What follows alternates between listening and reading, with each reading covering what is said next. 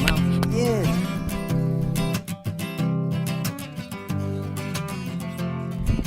No, they wanted it. That's what it looked. Welcome to another episode of Midwest Outdoorsman. Today we are going to talk about frogs. So, what are we going to talk about?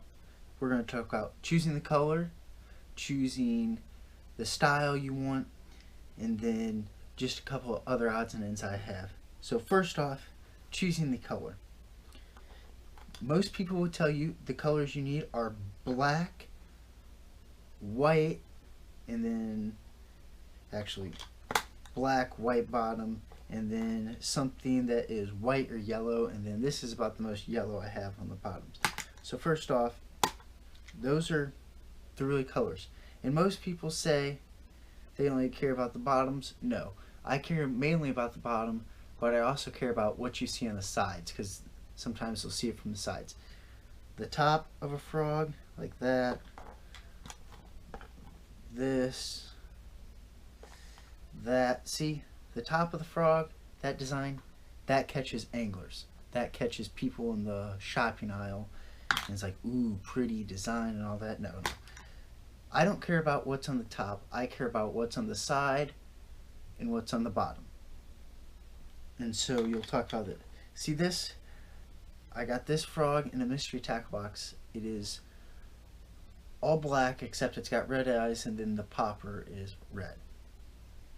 This one, it's got a little red by the stomach, white, and then it's got some black dots. This black, red sides, there's a couple like that. This one, black, bullfrog dot. Very simple. I only care about the bottom and the sides. I could care less.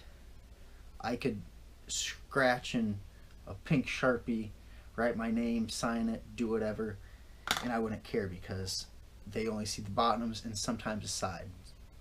Next is choosing the style you want. So the main styles are just regular. Then you have a popping frog and a scum frog. So we'll start off with the regular. The regular is my favorite. This is actually my favorite frog here. This is a Spro Junior. Pretty sure, yes, Spro Junior Brown's Eye. In bullfrog, I cut about an inch off the tails. Sometimes I'll try this one, I cut a little less. It's still got the cut tails on it though. And then there's other frogs where I'll cut even shorter. It just depends on how much tail action I want. But with this frog is what I'm going to use most of the time. Now, if I feel like this isn't getting as much attention or whatever, I'll switch to a popping frog. And that just gets it more action. And then I like the popping frog more around sparser weeds actually. So if there's heavier weed cover like thick pads, milfoil, hydrilla, or duckweed, I'll fish this more. Now if it's like sparse lily pads and stuff like that around docks or more often or other cover, I like the popping frog because I feel like it'll get that extra action without the extra like weed material on it. And then when it comes to popping frogs, there's a couple of different styles. Here's just I think this is a Booyah pad crash and popper frog, and this is a River to Sea bullywah. You can see that there's two different types of popping, so you're going to get a different amount of pop from each one, so you might want to check around and see which one you like the most. I've actually never fished this one yet because I really never fish popping frogs that much. Now scum frogs is basically exactly that. I love a scum frog if there's duckweed, because this you really just reel it. It's basically like a softwater plastic toad. But the thing is with these are by Snag Proof, pretty sure is a company that makes them, and they're not super heavy for when you cast them. So a trick I do is you take some old plastic and you take those pieces, if you can see that, you just take the old plastic and I cut them up and then there's that hole where the hook is, and I'll put the plastic piece in that hole, and it adds some extra weight so it goes farther when you cast it. But this is basically just around duckweeds is what I like, and then I just swim it and then the tails kick. Now moving on to some other things with frogs. People say you got to cut the legs short, or you cut one long or the other then so it walks easier. I've never tried it. It's really never made sense to me. For me, it's not that hard to walk.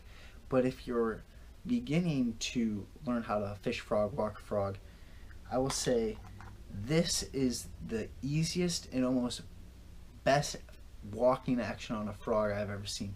You look at it and you're just like, it really looks nothing. This is my favorite frog, and it kind of, other besides the color, it looks nothing like it. This is a snag-proof weed demon. It's got little weight on the end, and then it's basically that. This walks like a dream. I think it's because it's that longer, and then because it's weight, it will have it sit up in the water like this, and it really walks side to side. I basically only use this on my 2-week vacation where I fish frogs a lot, and then I caught, I don't know if it was just the year or whatever, but I caught more fish on this frog actually than I had this one the year before and this one the year before combined. And it was like 4 fish each, 2-3 fish each. So if you are a beginner at learning how to walk a frog, or you're not the greatest, I'd buy the Snag Proof Weed Demon.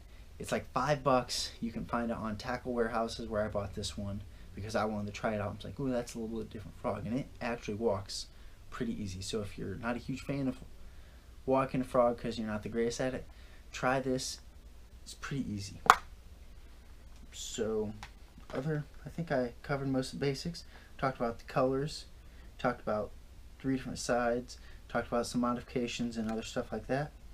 So yeah, can't think of anything else. If you have any other questions about frogs, put it in the comments below. If you liked the video, give it a thumbs up.